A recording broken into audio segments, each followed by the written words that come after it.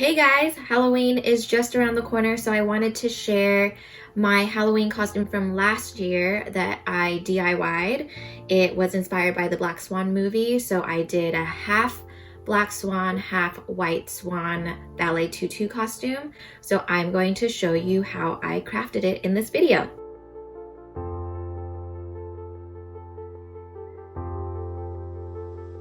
So because I was doing a half white, half black swan costume, I needed an all white ballet tutu so that I could paint half of it black.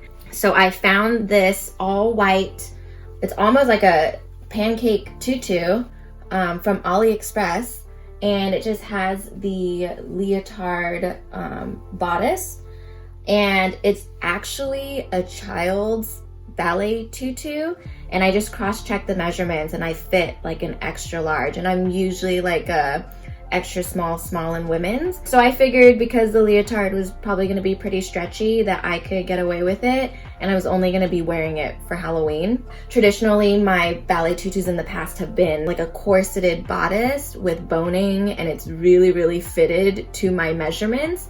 So I'm glad this tutu ended up working out and that it came in time, because whenever you buy something from AliExpress, you just have to know that it's probably going to take at least like 30 days to get to you from China. So luckily, I think this did get to me in like 2.5 weeks, but I did order it in early October. But I have seen these tutus online, so I'll try to find a link to a similar tutu that will be easy to purchase and will come to you before Halloween if possible. If not, usually you could probably just buy a regular white leotard and then buy the tutu to pull over the leotard. And you don't necessarily have to have this like big pancake tutu, but that's kind of the effect that I wanted to go for. And then you need painter's tape. I laid down the tutu so that it was flat, and I cut a piece of painter's tape and I applied it to the bodice, and you can see the line was actually really clean from using the painter's tape. And then I had the painter's tape going all the way down the center of the tulle part of the tutu, and then I did the same for the back. So it works as long as you're not like moving the tutu around too much when you're painting it. I got black fabric paint and a coarser like bristle paintbrush, and I think this was probably the most time-consuming, meticulous part of crafting this tutu. And as you can see, like tulle material is essentially like a net, so you have all these little holes in it. So I had to try to paint every single layer so that it looked more of like a solid black color. You can see I didn't truly get it all painted black, but that's why I made a lace overlay on top to kind of give that illusion. A trick with painting this, because it's not going to be completely black, is like dabbing the black paint onto the net. And then I think why it takes so long is not only getting the coverage but letting it fully dry before you do every single layer. And so I didn't account for the drying time that it would take. And so I'm curious as to whether it would have been much easier to just spray paint the whole thing. I was also worried that I would get spray paint splatters on the white part of the tutu if I wasn't careful enough. So that's why I just wanted to be able to hand paint it. I'm not like a professional sewer or anything. I didn't make a pattern for this. I kind of just eyeballed it. I laid the piece of lace that I had over the tutu, and I kind of just cut where I wanted the piece of lace to lay on top of the tutu. And then I ended up just tacking it onto the tutu with invisible thread. And so you can kind of see the thread line here. And I didn't tack down the rest of it, but if you don't want it to be like flopping around, you can tack down the lace in different spots. I actually took the invisible thread. I sewed together the layers of the tulle to give it more of a pancake look, so it would lay flat instead of having all the layers like separated. So I added the lace overlay, so then it gave like a darker appearance to the black side of the costume. And then I bought just this black feather trim.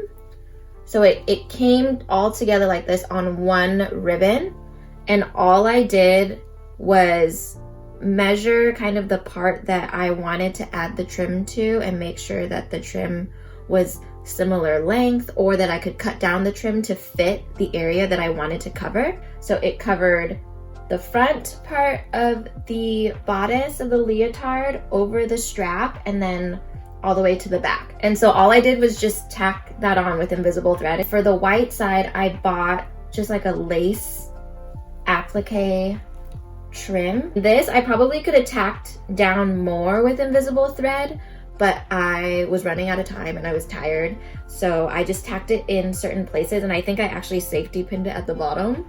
But you can't really tell. And I just had this going over the other side of the strap. I think the most time-consuming part was trying to paint it, but I was actually really surprised that when I pulled off the painter's tape, it was like a perfect line down the middle. That is it for the tutu part. I think it's fairly simple. You just do have to take the time to do it if you want to do it, but there are many ways to be able to create this and not have to go so in depth with painting and this and that.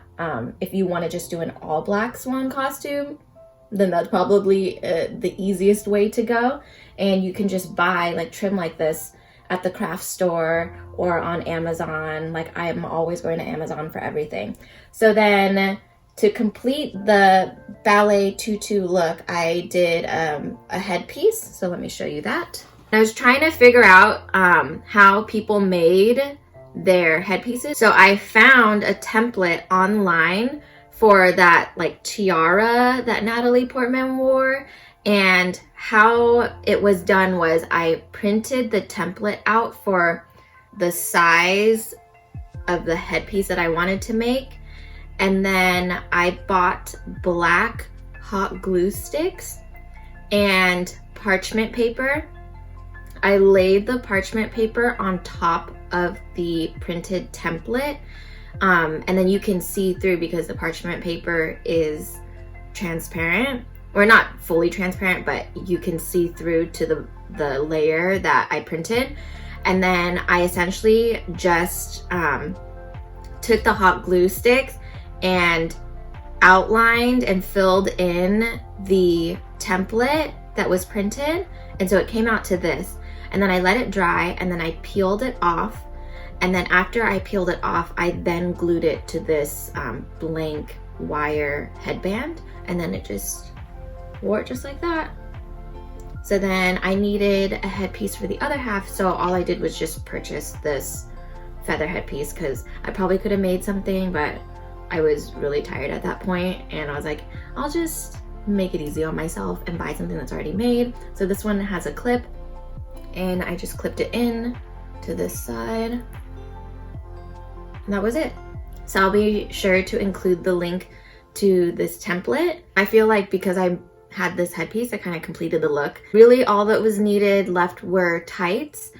So I went with tan tights just so it was more neutral.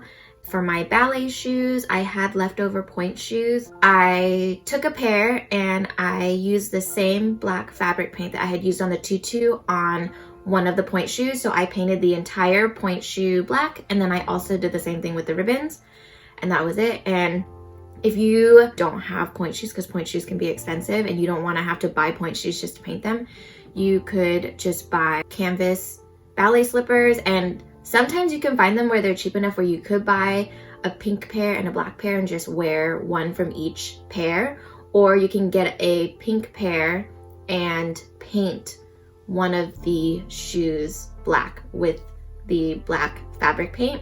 So that's an easy way to do it, and then you won't be uncomfortable with Pointe shoes on. You can just have flat like canvas ballet slippers, and then you can add ribbons if you want to. You just buy like the ballet like silk ribbons, or buy black satin ribbons and then just sew them in, or hot glue them in, or fabric glue them in, and then wrap them around your ankles. So that's an easy way so that you don't have to paint the ribbons. But my Pointe shoes already had the ribbons sewn onto them. I didn't want to have to rip out the current ribbons and then sew in black ribbons, so I just decided to paint them. So the last part of completing the Black Swan look would be the makeup. and I just looked up tutorials from people who had done the costume in the past. And because I was only doing half, I essentially did full face makeup, and then for half of my face, I applied a white face paint. I used these little, they're like face paint sticks. I used a black face paint stick and then my black crayon eyeliner to create the lines for that eye makeup look. And then I just did like a darker, like oxblood burgundy lip for this side, and then just like a lighter, like pinky lip for the White Swan side. And I kept the White Swan side pretty minimal just so you could see the contrast between the Black Swan and White Swan. Other than that, I really wanted to like fully commit to that Black Swan look, so I bought red contacts. And I was so bummed because I actually purchased the correct red contacts, and then I ended up getting sent a different contact, and I couldn't get away with wearing them because there was a design like right in the middle, so it was just too noticeable. I was thankfully able to get a replacement red contact for what I originally ordered, and it was just an all over red contact, and so I wore that and it looked amazing. I'm gonna leave the links for all the resources that I found to be able to help me put together this costume. And if you make this costume, like, please let me know. I really enjoyed it. It was a hit last year, and I won my company's costume contest. I won like $100. And even though it was like, I think $100 to maybe create this and all the time that went into it, it was so worth it. And I really enjoyed taking pictures with the costume on and everything. So yeah, I'm excited for Halloween this year. I'm crafting up something new, so you will have to stay tuned to see what it is.